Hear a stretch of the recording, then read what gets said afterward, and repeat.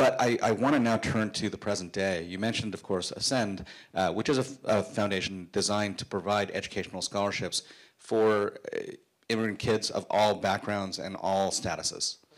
You also work with a couple other organizations that are directly fighting to, again, address some of the dimensions of the experience you had yourself as a child. What are some of those? So I'm really fortunate to be on the board of two amazing organizations, one of which is the National Immigration Law Center.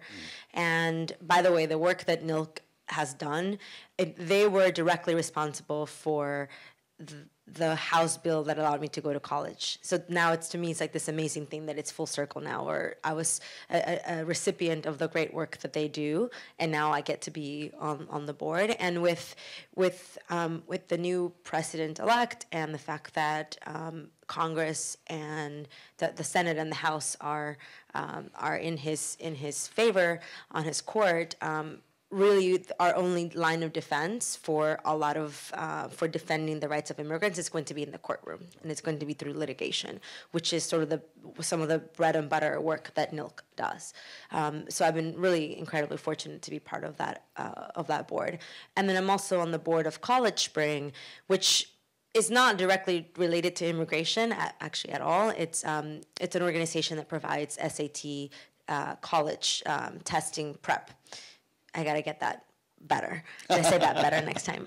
But they provide classes for students that don't have access to private prep courses, so that they can be better prepared and have access to four-year colleges, because a lot of them tend to go to two-year schools, and we know a lot of the graduation rates, or that really a lot of students don't graduate and never make it to a four-year college. And so we're trying to make a four-year institution more available to low-income students by helping them to increase their SAT scores.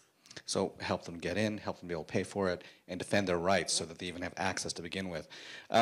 The other thing you're doing, which we talked a little bit about, because you've written this incredible volume of your story, the first, I imagine, of multiple volumes of your story. You've actually been developing that for television, and you mentioned at the very beginning of our conversation that one of the things that made you feel like you were not connected to America was that in watching American television, you didn't see anybody like yourself. You didn't see your story, or even anybody reflecting your face on the screen. So tell us a little more about that, the development of what you have here about your story for the box that comes into millions of homes around America. What's the process been, and who are you working with? So I'm the thing that I'm most excited about the book being developed into a television series is the fact that we'll get to see a very complex character on TV who is Latina, who is not playing the role that Latinas are often playing in Hollywood and on television, and that's really exciting. And the fact that then she's also undocumented, and she's trying to climb her way through on Wall Street and trying to live in that world, I think it's going to be a really exciting TV show. I've been really fortunate to partner with America Ferrera to produce the show, and we're currently working on the pilot. I've been told by many people that it's a miracle if you actually make it on TV. So we still have a long process ahead of us, but this is the first step, and it's been really exciting, and I can't wait to see if it does happen, and for audiences to be exposed to something that they might never be exposed to otherwise, right? Because these conversations we're having oftentimes tend to be with people that already agree with us in some way, and so to be able to bring this story into the homes of people who just want to watch a good TV show, and by doing so will learn about these issues is so exciting to me.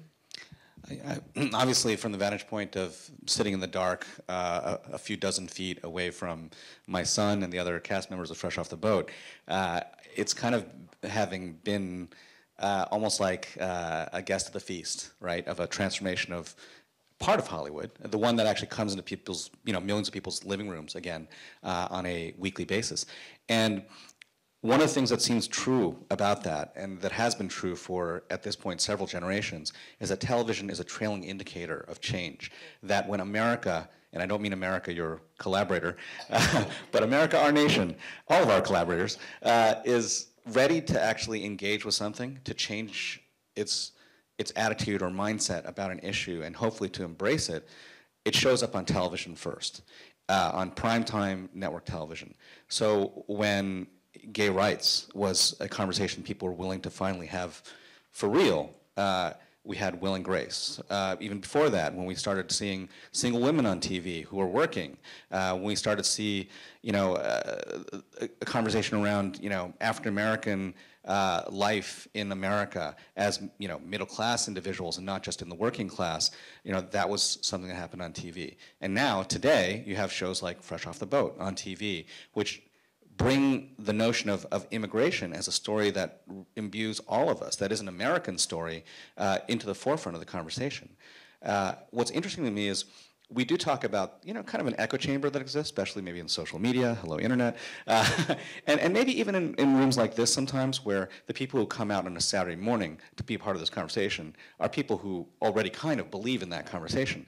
But television is still something that penetrates those walls. And as much as Fresh Off the Boat can be controversial, it really confronts issues of race and immigration and the status of being American face front very often, and causes backlash as a result. You see, kind of the conservative factions of Twitter railing against some of the things that are said. They're saying it because they've seen it. I mean, they're like, I'm going to stop watching this show now because it really offended me. I was like, well, glad you were watching then. Yeah. And the next time it happens, like, well, I'm still watching, but I'm not going to watch it anymore this time. Right, exactly. It's a big change. Yeah.